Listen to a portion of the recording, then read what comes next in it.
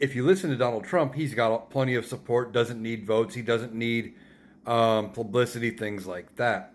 But then you watch what Donald Trump does, and he's desperate for votes. He's trying to walk a fine line. He says, well, I don't really support a national abortion ban. I want to leave it up to the states. But then he was asked, well, is a 6 week ban too short? Well, that might be too short, he says. Then he comes out and says, well, he's going to vote against the amendment in Florida that would reverse the 6 week ban that is in place in Florida. He kind of flip flopped on that too. First, he said that 6 weeks was too short and he was going to vote to overturn that 6 week ban in Florida. Then he caught heat. Now he says, well, I might support it, but he still thinks 6 weeks is too short for an abortion ban. And then he says, well, everybody should be behind IVF. And either your private health insurance or the government should pay for it. And, he wants to put, money into IVF, all while still backing this anti-abortion, anti-women idea that the Republicans have. And some of the states with their anti-abortion rhetoric are also going after IVF. Look at what happened, I believe it was Alabama, where they said that fertilized embryos in cold storage were people. And, he's walking this tightrope. He is desperate to get votes. He's flip-flopping on every issue. And he's trying to bring back anybody back into his fold that he can because he keeps losing people to Kamala Harris. And the one thing that he had going for him before was that he wasn't Joe Biden.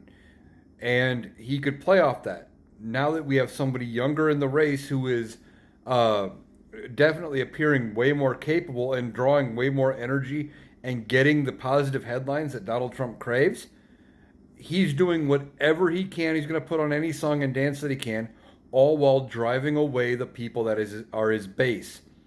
In the last week or so, he's flip-flopped on the abortion stance, so he's going to lose some of the pro-life people that would support him all the way there. Because as he's flip-flopping on it, they're like, well, he's not going to support us as much as we want. You got the ones that are against IVF. Again, they're watching him flip-flop back and forth. The smaller government who don't want to see the government foot the bill for something like IVF, which can be very, very costly. So he's losing them. And then with his debacle at Arlington National Cemetery, you're pissing off the pro-military people. He's losing the heart of his base and the Reagan coalition, all in favor of trying to win back anybody he can and do whatever he can to grab a few more votes because he is so desperate, because he's afraid of how bad he is going to lose. He's trying anything and everything, and he's flailing all along the way. The desperation's only going to get worse as the election draws closer, and as the polls keep showing him losing more and more and more to Vice President Kamala Harris. The amount of crazy he's going to do is going to be off the charts. I don't even know what to expect from him at this point.